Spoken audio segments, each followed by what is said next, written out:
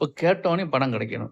அது அரசாங்கத்தில பணம் கிடைக்கணும். இதுக்கு எந்த விதமான அமைப்புகள் வேணும் அப்படின்னு பார்த்தீங்கன்னா, ஒரு ஜாதகத்தில 6ஆம் இடத்த சூரியன் பார்த்தாலோ, அல்லது சூரியன் இருந்தாலோ, ஏதாவது ஒரு வகையில் 6ஆம் அதிபதிக்கும், சூரியனுக்கும் எந்த விதமான பாதகமும், பாதிப்பும் இல்லாமல் தொடர்பு இருந்தால், நிச்சயமாக அந்த அமைப்புடைய ஜாதகருக்கு சூரிய தசாபுத்தி அந்தர சூட்சும காலகட்டத்தில் நிச்சயமாக அரசாங்கத்தால் பணம் கிடைக்கும். தந்தை வழி உறவுகளிடம் பணம் கிடைக்கும். கேட்ட பக்கம் பணம் கிடைக்கும்.